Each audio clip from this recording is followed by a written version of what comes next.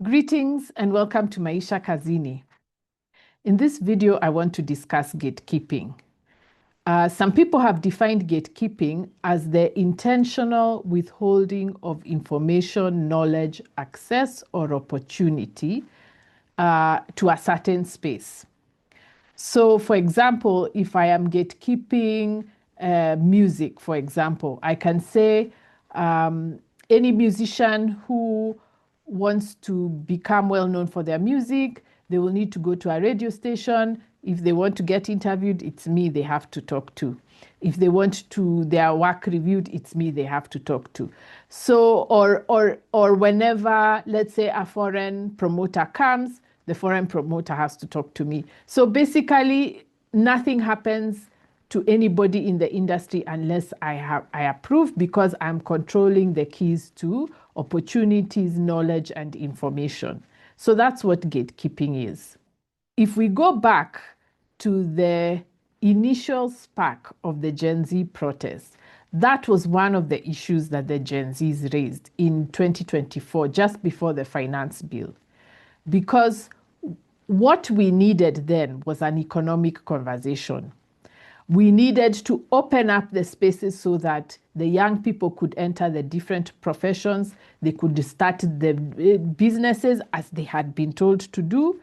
And what they were finding, which is what happened with the bill of last year, what they were finding was that the government was taxing them even more, and before they could even get their foot in the door.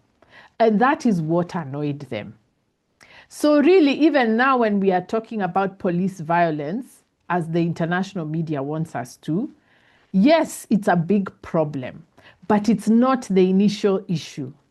The reason our young people are being killed is because they had protested against the gatekeeping, and that problem has still not been addressed.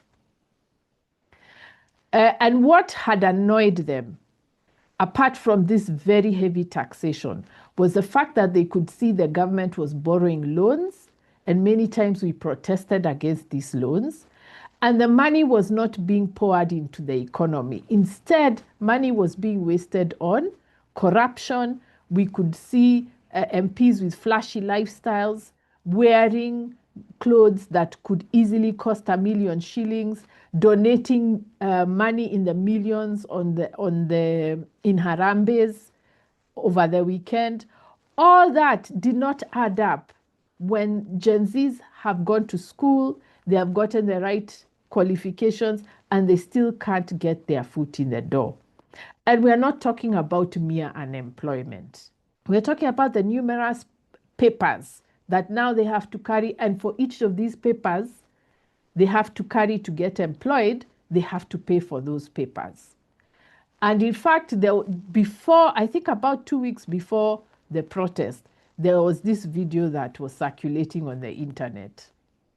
Gen Xers are actually the group of people that pride themselves as walijilea. They raised themselves, they were independent.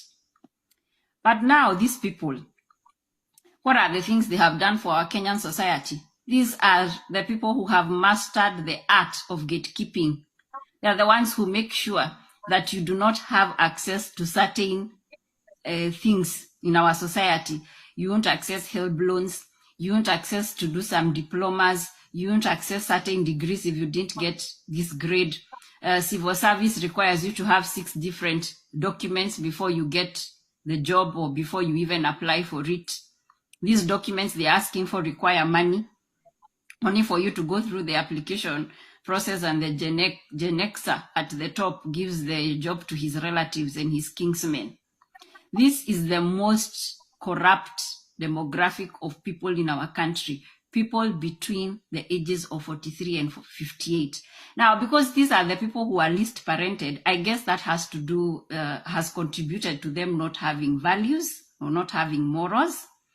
Gatekeeping in every aspect, asking for unnecessary qualifications and certifications. These are the people who decide who is going to be registered as an engineer or not. These are the people who are gatekeeping at Kenya School of Law. If you don't have a B+, I don't know, in English and Kiswahili, you're not qualified to study at Kenya School of Law. These are the people gatekeeping at diploma colleges for KMTC positions. This is the demographic of people that has increased the fees, the university fees, to 10, 15 times more than what was required when they themselves were in school. Now, if you check in the workplace, the most problematic people in the workplace are people between the ages of 43 and 58. People who are most resistant to change. People who cannot do anything without asking for a bribe and without asking for some money. These are the people who are most hateful of youngsters. They hate Gen Zs, they hate millennials. So I don't even know who they love. In fact, when I heard this lady, I was so thrilled because I was like, yes, this is what I have been trying to say for 8 years. And she said it so well in 3 minutes. And in fact, I had started to sense that something was not going to go well because of two things. One was that, of course, my students are graduating. When I meet them after graduation, they tell me how they are struggling, how they were being conned. They are told to submit project proposals. They are not employed, and then they see the company implementing those proposals. They are being asked to pay for entry into certain sectors. So I already knew that there was a problem. But the other thing that made me know that the government was completely tone deaf on the economy was CBC.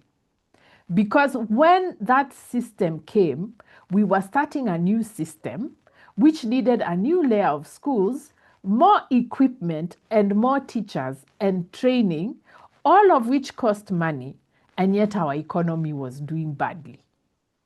And for me, I didn't buy that story of we are doing this because we want our children to be better suited for the employment, because the curriculum, the new system, was for children going to school.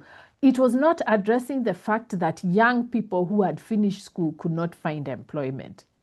And you see, they wanted us to believe that it was a training problem, but the young people could see with the loan borrowing, the flashy lifestyle of the politicians, they could tell it had nothing to do with their training.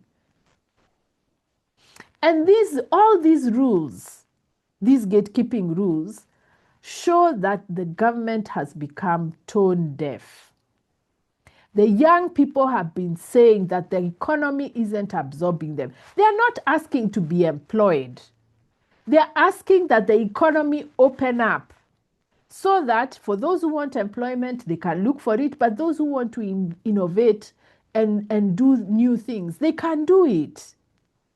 But instead, what is happening, not only are you increasing the requirements to just get your foot in the door, but also you're undermining the economy so that young people cannot start businesses because you are now taxing them so heavily, even before they have even started making money.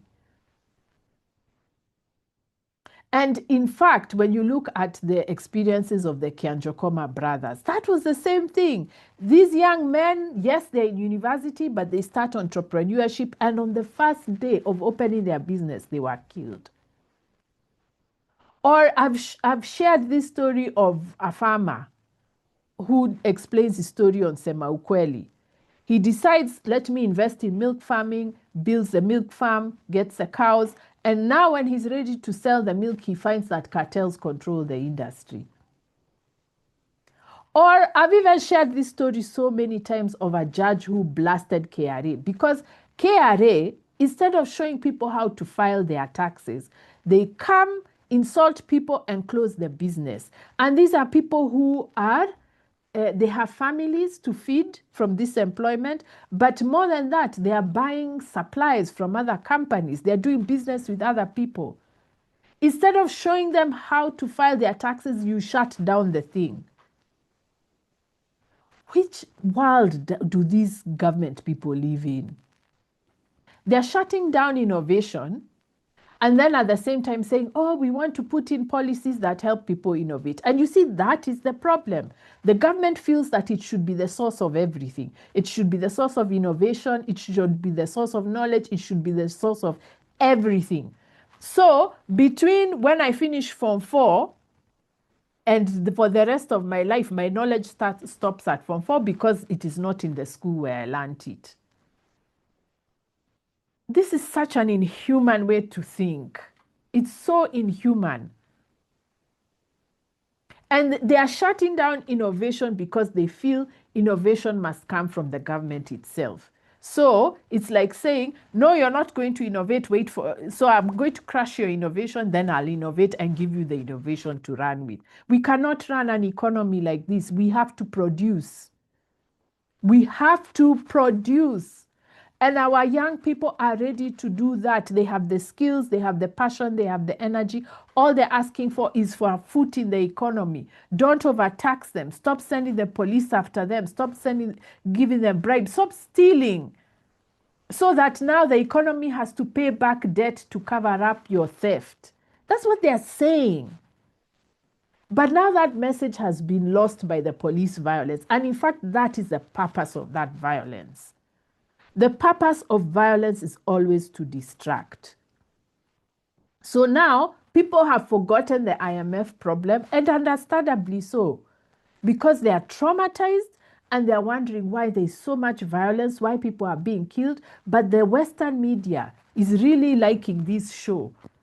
Because now they can say, oh, the problem in Kenya is police violence, police excess, and they are not mentioning the economy. Of course, because these economic problems started with the West. And the real agenda of the West is to suppress production and innovation in Africa. That's the real thing. These taxes and loans are a sideshow. And my generation, because we got such a bad education, we have not understood what we are doing to our own young people on behalf of foreigners. So we would rather kill them than open up the economy and tell the World Bank, if you want your money back, our young people have to work and produce. Not until we tax them to death. And this is to my generation. We have a very, very twisted understanding of the relationship between education and the economy. We think that whatever we do in school has to be directly related to the economy. And that's what CBC is selling. They are saying, if I'm in this pathway, I'll be in that pathway forever and ever, amen, until I leave this world. It's not possible.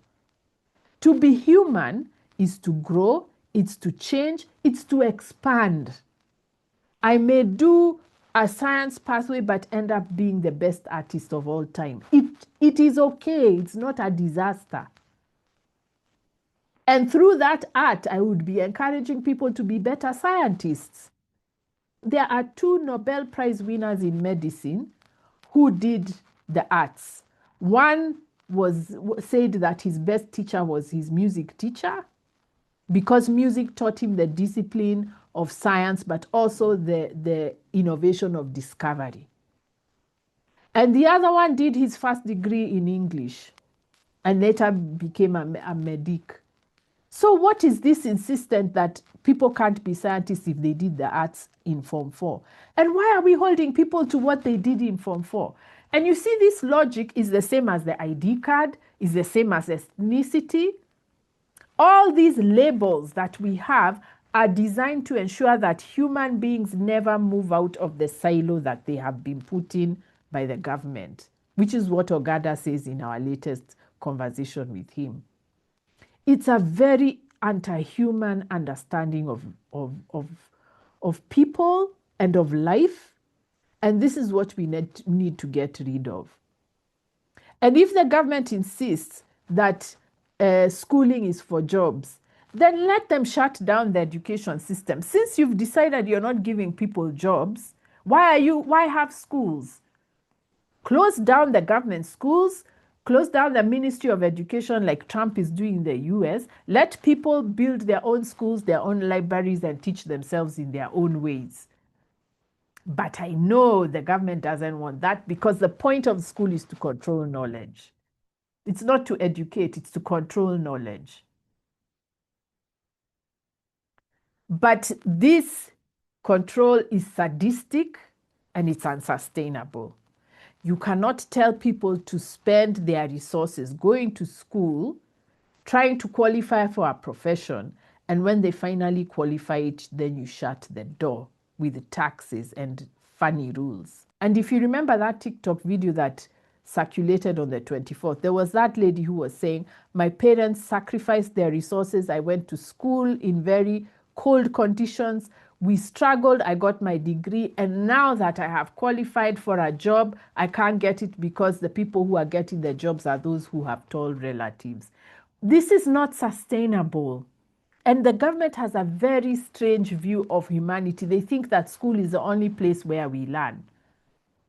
So if I did literature up to Form 6 and then I went on to do sciences, my literature knowledge stops expanding because it remains at Form 6. This is just so ridiculous the way we think. People learn from outside school, they learn from outside work, and we grow and we change all the time. So this gatekeeping has to stop. Our young people are qualified. They are patriotic. They have the knowledge and they want to work. They're not asking for handouts. They want to work. And instead we are closing door after door after door. So my generation, we need to end this gatekeeping. In fact, we should be preparing for retirement and mentoring the next generation. And instead we are putting more and more roadblocks in their way. So if any of you has friends in government, tell them that this is not sustainable and the protests are not going to end. It doesn't matter how many people you kill, because where are these people supposed to go? And you have not allowed them to work. And don't tell us about Mjengo. Mjengo has ended. The houses are built. Then what? Are they going to stop living when the affordable housing is built? We are not serious, and we need to stop gatekeeping. And we need to realize that when the IMF is playing tricks with our economy, it's not just about the balance sheet. It's also political. They don't want our young people to work and to innovate, and they don't want Africa to grow. So pick a side. But I urge you to pick the right side of history. Do right by our young people, and let's stop this gatekeeping. Let's stop it in teaching. Let's stop it in law. Let's stop it in engineering. Let's stop it in the civil service. All these places where we are asking young people to provide 10, 20 certificates and buy different things. We have to stop this. We have to be generous with our knowledge and our opportunities and let our young people work, because they want to work. And our job as the elders is to give them that opportunity to do that.